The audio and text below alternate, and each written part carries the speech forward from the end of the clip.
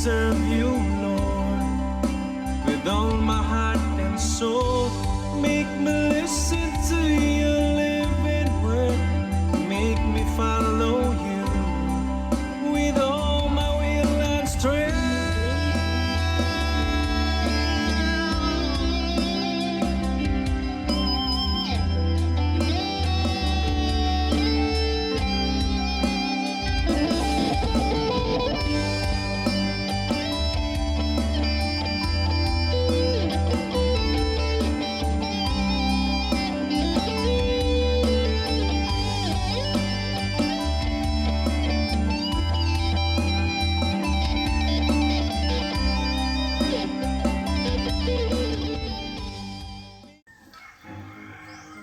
May buntag mga kaigsuunan, unta ang kalinaw ug grasya sa Ginoo naa kaninyo nini adlaw. Ako si Brad Michael Magmatsuelos, ang kasamtangan nga presidente sa Council of the Laity of the Diocese of Talibon. Muamit kaninyo sa servant leadership isip usa sa mga pito ka haligi sa BEC culture diha sa atong Diocese sa Talibon ug atong gipahimugatan isip kabahin sa katikismo, isip pagsaulog nato nining National Laity Week. Tuguti nga ako mopaambit kaninyo niining maong haligi servant leadership nga unang gi-coined nga phrase sa usa ka Amerikano nga negosyante o usa ka author nga si Robert K. Greenleaf niadtong 1970. Matod ni Greenleaf, ang servant leader una sa tanan usa ka alagad. The servant leader is servant first. It begins with the natural feeling that one wants to serve first. Then conscious choice brings one to aspire to lead. That person is sharply different from one who is leader first. Perhaps because of the need to assuage an unusual power drive or to acquire material possessions. The leader first and the servant first are two extreme types. Between them, there are shadings and blends that are part of the infinite variety of human nature. Ni matod pa ni Robert K. Greenleaf sa iyang libro nga gisulat niya atong 1970. So, nganong importante man kaayo kining servant leadership ato man kining gihisgutan. Importante kini kaayo sanglit ang atong Ginoong Hesus nga mao hinungdan nganong kita nahimong mga Kristohanon. That's why we call ourselves Christians. And Christ, who is at the center of our faith in the Catholic Church. Diha sa Marcos 10:45 ato mabasa diha nga ang anak sa tao minganhi sa kalibutan dili aron magpaalagan kundi aron moalagan. Kung mao kini ang matang sa kinabuhi sa Ginoo, mao kini ang prinsipyo diin iyang ipuy-an ang iyang kinabuhi. Kinsa man kita nga dili mosunod niini nga nagtawag sa atong mga kaugalingon nga mga Kristohanon. Usa kini ka dakong hagit, usa kini ka dakong tawag, usa kini ka adlaw-adlaw nga tawag nga atong angay puy-an. Kung aron kita makapuyo niini, importante kaayo nga atong mapalawman ng atong pagsabot niini gitawag nato og servant leadership. Isip mga sumusunod sa Ginoo, una sa tanan atong angay masabtan nga ang pagkaalagad mahimo lamang nato kini kung ato yung kumplito nga itahan sa Ginoo ang atong mga kaugalingon nga siya na ang masunod sa atong kinabuhi. Nga ang iyan ang kabubuton mao'y atong sundon matag adlaw. Kay kung ang ato nga kabubuton mao'y sundon, murag lisod kaayo nato mapuy-an kining servant leadership. Kay ang natural na kinaya sa tao kana manggusto siyang siya alagaran ug dili man ang pag-alagad. Apan kun atong tan-awon ang ihemplo sa Ginoong Hesus nga moalagad imbis nga alagaran, medyo sukwahi kini sa atong makita sa kadaghanan dinhi sa kalibutan. Mao man gani nga nakaingon ko nga importante nga atong itahan ang atong kaugalingon completely nga to sa Ginoo aron atong mapuy-an kining maong gitawag og servant leadership. Una sa tanan, importante siguro nga atong masabtan ang punto ni Greenleaf nga ang pagka-servant leader mahimo lamang kini kung ang tao is servant first, dili siya leader first. Ang tao nga servant first, dili ni siya mag-agad nga siya pilion, dili ni siya mag-agad nga doon na siya kalibutanong gahom, dili ni siya mag-agad nga siya doon ay kabtangan aron mahimong pangulo. So kuhay kini sa leader first. Ang leader first mo ni ang tao nga kinahanglan sa doon na siya gahom dinhi sa kalibutan, kinahanglan sa nga doon na siya kabtangan, usa siya makaalagad. Mo ni ang kasagarang makita nato nga daghang mga alagad sa katilingban apan nialagad sila kay sila gipili man. Ang servant first nga mentality nga gitudlo nato sa Ginoo, wala man kita gipili sa kalibutan, wala man kita gitagaan og gahom nga kalibutanon or kabtangan aron kita makaalagad. Kundili ang atong pag-alagad sa uban tinukngod kini sa atong pagsunod sa kabubud-on sa Dios. Personal nato kining gihimo. Nahimo kitang tinuod nga mga gawasnon diha sa pag-alagad sa uban. Matud pa ni Pope Francis, ang tinuod nga gawasnon nga tao mao kadtong nag-alagad sa iyang isig kaingon. Ang makapahimo natong gawasnon mao ang atong pag-alagad sa uban. Gawasnon nga mahigugma, gawasnon nga mutahan sa kaugalingon, and we are consciously choosing to serve because we love God above all. We love others as we love ourselves, and it is because we want God to be happy with our lives. Matod pa ni Pope Francis, true freedom can only be found when we serve others. Ang tinuod nga kagawasan nining kinabuhia ato lamang makaplagan kung kita tinud-anay nga moalagad sa uban. Mao ni ang tawo nga tinuod nga gawasnon diha sa paghigugma sa uban, sanglit siya una mang nahigugma sa Dios. Apan dinhi sa kalibutan sa atong kinabuhi, dunay mga babag aron kita tinud-anay nga makaalanggan sa uban. Mangigsuon ang unang babag niini mao ang desire for power and money. Kung mingon ta nga unahon sa natong pangita nga mahimot ang gamhanan, unahon sa natong pangita og kabtangan sa kalibutan, mahimot ang dato inila, usa ta mo alagad, nahimo na kining babag. Hinunua ang una na natong gialagaran dili na ang Dios, dili na natong isig kaingon, kundi ang mga butang na sa kalibutan. Nawala ang natong pagagawas nun, ug ang epekto nahimo na hinuon kitang mga ulipon sa mga butang nga iya sa kalibutan. Sa lain nga bahin, ang Ginoo nagtudlo kanato nga kinahanglan kung gustang mahimong labaw sa uban, kinahanglan tang mualagad sa tanan. Binali ang pamaagi sa Ginoo. Kung gustang mahimong dako, atubangan sa Dios, gikinahanglan tang mualagad sa tanan. Lahi ang gitudlo sa kalibutan.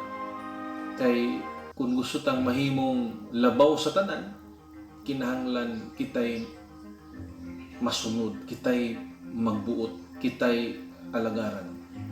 So bali, bali ang pamaagi sa kalibutan, bali usab ang gitudlo sa Ginoo. Ang presensya sa Ginoo dinhi sa kalibutan nagguba sa kalibutanon nga panglantaw kung maghisgot kita og tinuod nga kagawasan. The presence of Jesus in the history of the world changes the world's values. The Lord told us diya sa Ebanghelyo nga no servant can have two masters. One either serves God or serves money. So, importante siguro kaayo nga mangutana ta sa atong mga kaugalingon nining panahon nga niya kita sa pandemic. Kinsa man ang tinuod nato nga gialangan? Ang Dios ba o ang kwarta? Makita man nato dayon kung hain ta ni alagad by just looking at the amount of time that we spend on a daily basis. Unsa man ang mas gikabisihan nato sa kinabuhi? Ang pagsunod ba sa kabubuton sa Dios o ang pagpahiuyon sa kalibutan? Maklaro na nato diha kung hain ta dapita ng alagad sa Dios ba o sa kalibutan. Mga igsuon, ang desire for power, desire for money is not the way to becoming a servant of the Lord. Babag kini nga angay natong iampo kanunay nga unta mawala sa atong kinabuhi. Nga dili unta gahom, dili unta kwarta, ang unahon natong pangita kundili ang Dios mismo. Ang iyang kabubuton. Ang kabubuton sa Dios nga kita mahigugma kaniya labaw sa tanan o mahigugma sa atong isig kaingon sama sa atong paghigugma sa atong kaugalingon. Sa laing bahin sa kasulatan nakasuwat man diha sa Mateo 3 Mateo 6:33. Mateo 6:33. Nagingon diha nga unaha pagpangita ang ingarian sa Dios ug puy-i ang iyang katarong ug ang tanan ihatag ra kanimo. So kaayo nga unahon nato ang Ginoo. Ang mga butang nga iya sa Ginoo. Ug mao ni ang servant leadership. Ang mga butang nga iya sa Ginoo mao kadtong iya sa gugma. Iya sa pag-alagad, iya sa pagpaubos. Diha sa kinabuhi sa atong relasyon sa Ginoong Hesus, ang atong Santo Papa, Pope Francis, nagtudlo ka nito.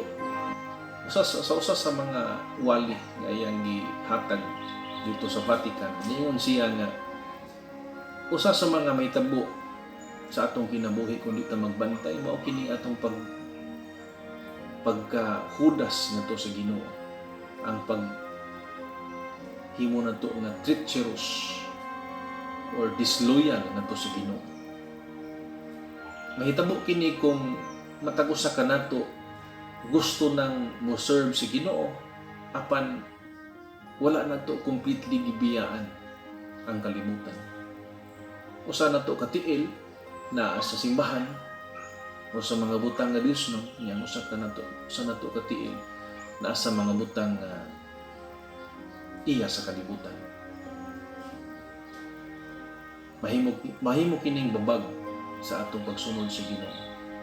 Nahimo na kitang double agent. Niduwa kita sa duha ka duwa. Double game. So unsa man gyud? Asa man gyud ta mo pili? Dili pwede nga duha. No, dili pwede nga sa Dios o sa kalibutan. Usa ra gyud ang atong pilion. And kung gustang mo pili sa Ginoo, usa sa mga pwede nato mahimo aron mapakita nga Ginoo gyud matong ipili mao kining haligi sa servant leadership. When we serve God by serving others.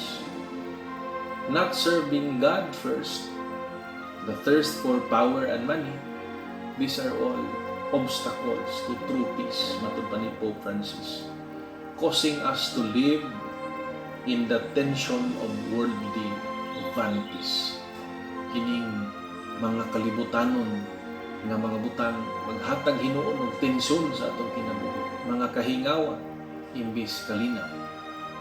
Kung gusto tang adunay kalinaw, matuta ni Pope Francis, ikinahanglan nga magampo kita sa Dios, nga mamahimog yun kitang tinud-anay nga gawasnon nga mga alagad, gawasnon nga mga sulugoon sa Dios. Kaya ang sulugoon nga daghan kaayo o gikabisihan nga dili iya sa iyang agalon, dili gawasnon sa kaulipon. Wala niya magamit ang iyang tibuok nga pagkatao para sa iyahang tinuod nga gialagaran nga mao ang Dios. So, importante kaayo isip mga anak sa Dios. Kikinahanglan na kining maong mga babag atong iampo sa Ginoo nga iyang kuhaon. Kay kung naa ning maong mga babag sa gahom, babag sa kwarta, babag sa pagka disloyal sa Ginoo, nagdugang lamang hinuon kini sa atong mga sala katubangan sa Ginoo ug mo hinungdan nga dili na kita gawasnon nga mga alagad. When we serve the Lord in freedom, matud pa ni Pope Francis, we feel a deeper peace, a deeper experience of peace. Kung mualagad kita sa Dios diha sa gawasnon nga pamaagi, kanang walay laing kabilinggan nga nagpugong kanato, walay naghatag og kabugat sa atong konsensya.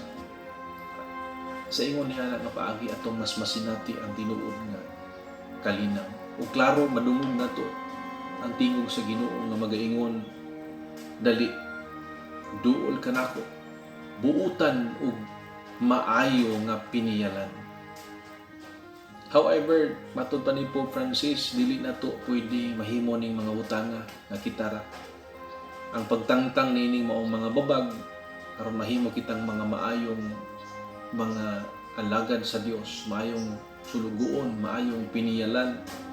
Nagakinahanglan kita kanunay sa grasya sa Ginoo. Mo nang gikinahanglan nga ato kining iampo una sa tanan. Pangayuon nato kini nga grasya. Unta sa matag adlaw, pangayuon nato nga dili kita mahimong mga useless nga mga servants. Walay pulos nga mga sulugoon, kun dili mapuslanon nga sulugoon. Ug aron magmapuslanon kita, pangayuon nato sa Dios nga dili kita matintal sa pagpangita sa mga butang nga iya sa kalibutan lamang. Inunua kung tatagaan kita sa grasya nga mangita lamang sa mga butang nga iya sa Dios. Nga dili kita masilaw sa gahom, sa salapi, aron dili kita mahimong mga hudas ngadto sa Ginoo.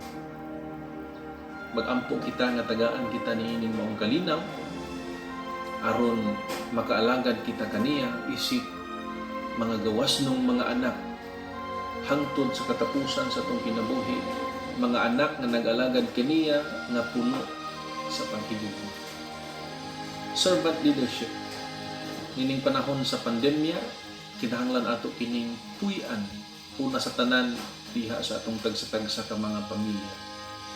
Sa akong personal na kinabuhi, akong kining gipuy-an pinaagi sa paghatag og gugma sa akong mga anak, sa akong kapikas, sa tibok adlaw na kami mag-uban kung mahimo, taman sa magkaya, ila makita nga mialanggan gyud ko, mialanggan gyud. Dili lamang sa mga buluhaton sa balay, dili lamang sa pag-andam sa ilang pagkaon, dili lamang sa pag-siguro nga komportable ang ilang kinabuhi, pag-eskwela, ang ilang kahimsog, kundi ilabi na diha sa pagpaduol sa Ginoo. Kaya para nako mo ni pinakadako nga marka sa servant leadership diha sa sulod sa pamilya. Nga ako isip amahan, mausab ang pari sa pamilya. Dili lamang ako usa ka hari diin mualagad kundi ako usa ka pari diha sa pamilya nga maoy mangulo sa pagampo isip usa ka pamilya. Among nabatasan nga magampo sa Santos nga Rosario isip family, no family rosary matagalasay sa gabi. O nasinatin ako nga tungod ining pandemic doon na naghinuon mi dakong oras nga magampo. Kaniadto busy kaayo, usahay makaampo, usahay dili. Apan tungod niining pandemic nga naarami kanunay sa balay, although na trabaho pero dili man kanunay, kaya doon naman tayo gitawag og work from home, nga mga bata narasad sud sa pamilya, mas dako na gyud tinuod ang oras nga pwede magamit sa pagpaduol ngadto sa Ginoo.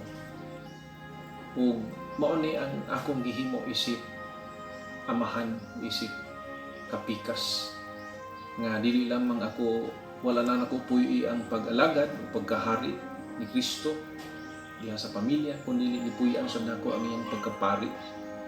Kitang tanan nakadawat man tani ning tulo ka grasya sa bunyag, nakaambit kita sa pagkapari, pagkahari o pagkapropeta sa Ginoo. Unta ato kining puy-an mo tag-adlaw diha sa atong tagsa-tagsa ka mga pamilya. Nya part sa atong pagka-propeta mao ang pagtudlo sa atong mga anak, atong kapikas sa mga pulong sa Ginoo nga sila malig-on nining panahon sa pandemic. Ang pulong sa Ginoo makahatag na og kalinaw sa hunahuna o kasing-kasing. Kay kung dili kita maminaw sa mga pulong sa Ginoo, ang atong paminawon ang mga pulong lang nga naa sa balita, bad news, sigurado gyud maguba ang atong kalinaw. Whereas maminaw ta sa pulong sa Ginoo, kaklaro man kaayo nga ang ebanghelyo good news, maghatag og kalinaw, maghatag og inspirasyon, paglaom diha sa atong tagsa-tagsa ka mga pamilya. Servant leadership dili lamang sa mga buluhaton nga pisikal, dili lamang diha sa buluhaton nga naa sa simbahan, kundi para nako importante gyud unahon nato kini diha sa pamilya, labi na sa mga buhat nga makapalig-on sa kalag. Importante ang mga butang nga makapalig-on sa lawas, apan mas importante kining makapalig-on sa kalag, mga butang nga espirituhanon. Kay kung kita maduol sa Ginoo, ang atong mga anak, ang atong mga kapikas, ang atong tagsa-tagsa ka mga pamilya malig-on usab ang atong mga gagmay Kristohanong katilingban. Kay kung huyang ang matag pamilya, huyang ang matag panimalay, mao sab kini makaangin nga mahimong huyang ang atong katilingban, atong gagmay Kristohanong katilingban. Servant leadership, una kita nga mga alagad, usa kita makapangulo. Dili kita makapasunod sa atong mga anak, sa atong mga silingan, sa atong mga kauban sa trabaho, kauban sa apostolado, kung taman rata sa istorya. Bisan kinsa, malayko man, mapare man, marelihiyoso man, mga opisyal man sa gobyerno, o mga dagko sa simbahan, kung taman ra istorya, wala gid kitay otoridad nga mopasunod sa uban. Mao ka mutuo ta sa Ginoo nga ang iyang kinabuhi mao atong sumbanan, kay ato mang nakita sa ebanghelyo, ato mang makita nga iya yung gipuy-an to the last letter nga iyang gisulti. Iya yung ipakita nga siya mismo gikinabuhi niya ang iyang gitudlo. Ug mao sad kini ang atong hagit nga sa mga panudlo sa simbahan, sa mga panudlo sa atong Ginoo nga iyang gipaagi sa atong simbahan, unta ato kining puy-an, dili lamang nato mapaambit sa pulong kundi ilabi na diha sa buhat. Nining panahon nga ang kalibutan gihasi sa pandemic ug sa daghan pa kaayong mga problema sa kalibutan, unta kitang mga laiko, bisan asa kita gibutang sa Ginoo, diha sa una sa atong pamilya, ikaduha diha sa atong lugar diin kita nanarbaho, nagnegosyo, ug asa patipit gibutang sa Ginoo, atong puy-an na kita mga alagad una sa tanan, alagad sa Dios.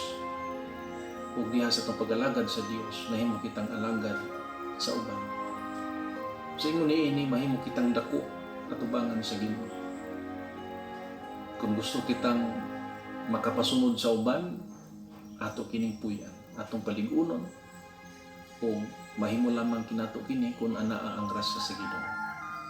Unta sa kanunay, magampo kita kanunay, alang sa usag-usa, alang sa atong mga pangulo sa simbahan, alang sa mga pangulo nato diha sa katilingban, nga ang batag usa makapuyo niini.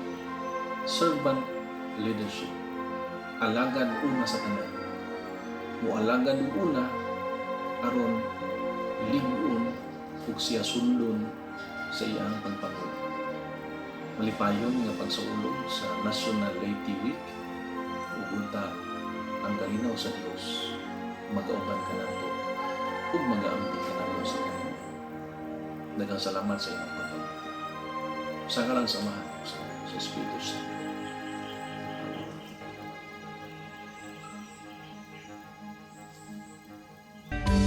Make me listen to your words of life. Make me love you, Lord, with all my heart and soul. Make me listen to your living word. Make me follow you with all my will and strength. Make me listen to your words of life. Make me serve you, Lord, with all my heart and soul. Make me